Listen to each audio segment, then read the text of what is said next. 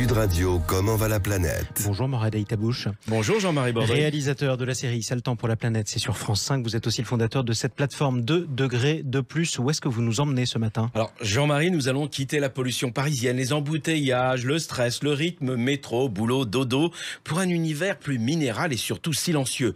Pas un bruit alentour ou presque.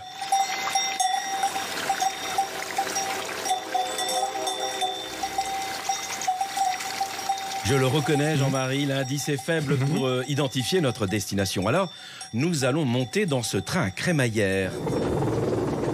Oui, mais alors dites-moi, là on est en rendez-vous en terrain inconnu. Nous sommes surtout avec Ludovic Ravanel, il est lui bien équipé. En fait, on est plutôt dans le monde des glaciologues, dans celui des guides de haute montagne, dans les pas de ceux qui auscultent la montagne, ceux qui la voient évoluer d'année en année. Ça y est, on est arrivé. Nous sommes à un peu plus de 1900 mètres. 1913 mètres pour être précis. Alors, nous allons maintenant nous rendre jusqu'au Belvédère pour découvrir l'un des joyaux français. Quelques indices encore.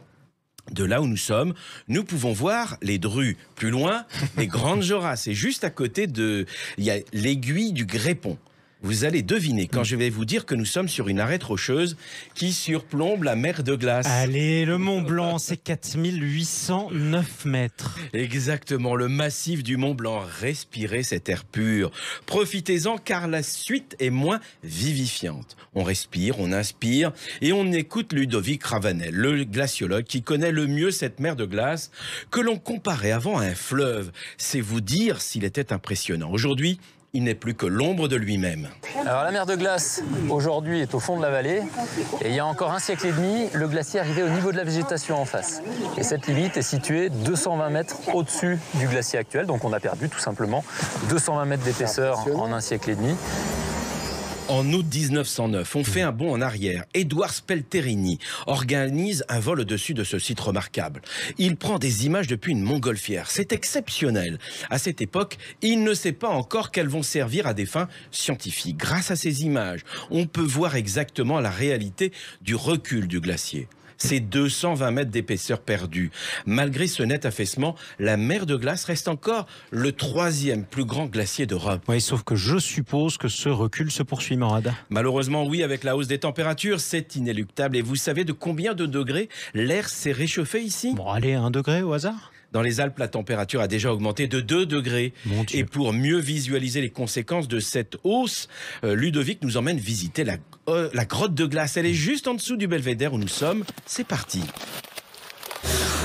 Ici, on a une glace dans laquelle est creusée la grotte qui a entre 250 et 300 ans vraisemblablement. Et d'ici 1 à 2 ans, elle aura de toute façon complètement fondu, complètement disparu. C'est impressionnant, surtout lorsque Ludovic Ravanel touche la glace. Il la sent fondre sous ses doigts. Nous sommes dans un tunnel de glace. Une centaine de mètres plus loin, on sort. L'environnement est quasiment lunaire avec une terre mélangée à la glace. C'est gris et pas très encourageant pour la suite. Dans les années 80, tout simplement, quand j'étais petit, je pénétrais dans le glacier 130 mètres plus haut. Et donc aujourd'hui, quand on voit cette couverture de cailloux quasiment continue sur l'ensemble de la partie basse du glacier, c'est vraiment troublant. Et c'est encore plus troublant de se dire que d'ici quelques années, ici, il n'y aura plus de glace. Définitivement plus de glace. La mer de glace qui disparaît. La population de Chamonix touche du doigt la réalité du réchauffement planétaire. C'est bien là le symbole le plus fort de ce qui nous attend dans les années qui viennent, si l'on ne fait rien pour contenir évidemment la hausse des températures.